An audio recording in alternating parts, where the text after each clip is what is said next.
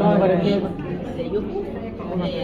انا مبسوطه جدا ان احنا بعد العيد برضه بنتقابل في المسجد وبنتكلم ايه منا لقى حاجات احنا ما قلناهاش وايه اللي احنا قلناه.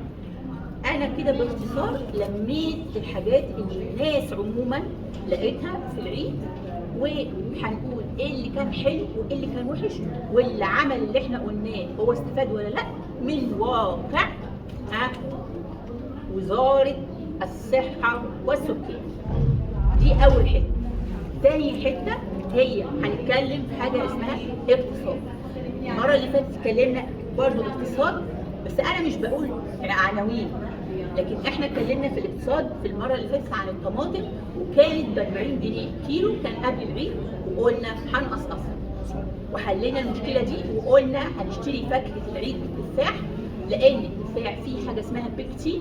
البيكتين ده هو بيلم الدهون، واحنا في العيد اللي هو الضاني بالعربي هو كثير أدهن. في حد فيكم لقى مشكلة في اللي احنا طبقناه ده؟ لا ما شاء الله. حد قصقص الطماطم بالمقص وكان فيه مشكلة ان هو بعتر في ايده كتير؟ حد اشترى الفاكهه بتاعت التفاح المصري الجميل حاليا جميل ما خرجش معاه؟ لا حلو او لا جميل. دي كانت الاقتصاد بتاع المره دي. هنتكلم المره دي عن حته صغيره بس، اللي هي احنا ما ينفعش نقول مش هناكل البقوليات. اضيف في العيد هي بتمتص برضو الدهون، واحنا كنا قايلين قبل كده ان احنا بنحولها لجبنه كريمي اللي هي الفاصوليا البيضاء. حلو. احنا بقى في العيد بنقول ان احنا ما نستغناش عنها ابدا، كمان عشان فيها الياف بتحسس البني ادم لو كلها كسلطه قبل الاكل، مقبلات يعني اللي انتوا بتسموها، هي بتحسس الانسان بالشبع. فمهما كان قدامك اكل هي اتملت، البطن اتملت. فهمتوني؟ ده ما يخص ايه؟ البقوليات. المعلومه بتاعت وزاره الصحه والسكان عن البقوليات.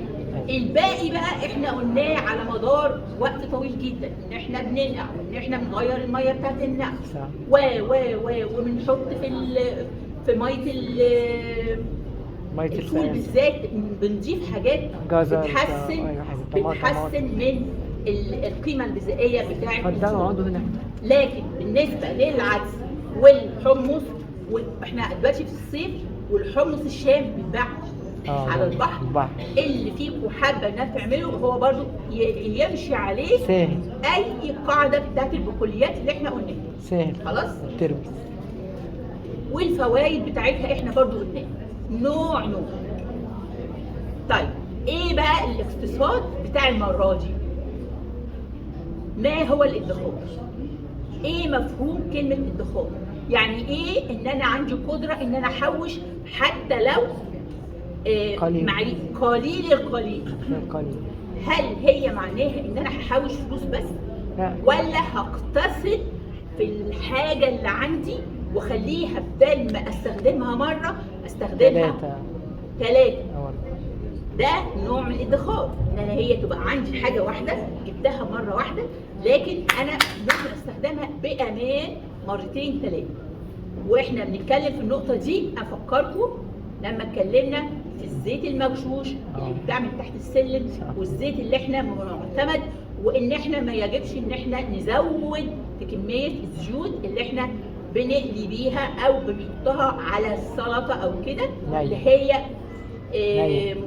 مش هقول مضره، لكن الاكثار منها مضر، زائد ان انا بستخدمها كأكل، هي كده تبقى مدمره باستمرار. باستمرار مشكله. نرجع برضو لندوه ازاي اعرف الزيت ان انا حتى لو استخدمته مره واحده بجيبه جنب ما بستخدموش تاني. افتكروا معايا الاجابه بقى على السؤال بقى. بيقول الكاتب ان كل واحد يقدر يدخر.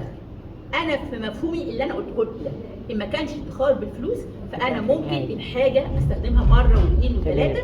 بالنسبه للاكل ممكن اضيف حاجه فتزود لي الحاجه الاولانيه. مثال ايه؟ عندي كيس رز، كيس الرز ها كيلو كام؟ كيلو ب 40. بربع. هعمل ايه؟ نوريه كده اخلطه بحاجه ثانيه خلاص كده زي هتلاقي ايه؟ كل الانوار ممكن شعرية. برافو عليك، شعرية قليل أو سلاسل. قليل من الشعريه. أيوة. طب دي نشوي ودي نشوي، استفدنا ايه؟ استفدنا ان احنا كبرنا الكميه، زائد حاجه ثانيه مهمه ان دعمت النشوي المركب هو مش مضر. طب ممكن اضيف للرز حاجه ثانيه؟ ممكن اضيف خضره كتير. انتوا بتصوروا، وانتوا مجربين بقى الكلام ده في الرز بتاع المحشي. ممكن اضيف حاجه ثانيه؟ ممكن يضاف لي بصل، بيبقى من الروائح. زي محشي الرز الابيض مش الصياديه أبيض. الأحمر. بضيف حاجه تعلي من قيمته الغذائيه وتزود كميته وتخلي الناس وهي بتاكل طعمه حلو. مطلوبه ومستساغه. خلاص؟ زي المحشي. دي الادخار مش فلوس كيف؟ بس في الحاجات اللي عندي. طب في ادخار تاني؟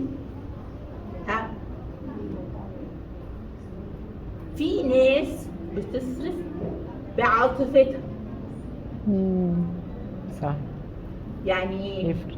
يعني انا بحب الطفل ده ابني او حفيدي او اجيب له كل اللي اي عايزه. حاجه وكل حاجه، كل اللي اللي عايزه. بيطلبه واللي ما بيطلبوش. صح. انا هعود الطفل ده على ايه؟ اي حاجه يطلبها مهما كان وفي اي وقت هي مجابه، وده غلط. صح. لان قد يكون انا النهارده اقدر بكرة ما أقدر. ده مش هقدر. صح. وحتى دماغ الطفل او جواه ان انا عشان الجد او الام او بيحبني او بتحبني، فهو استنزاف صح. مرفوض. ممكن في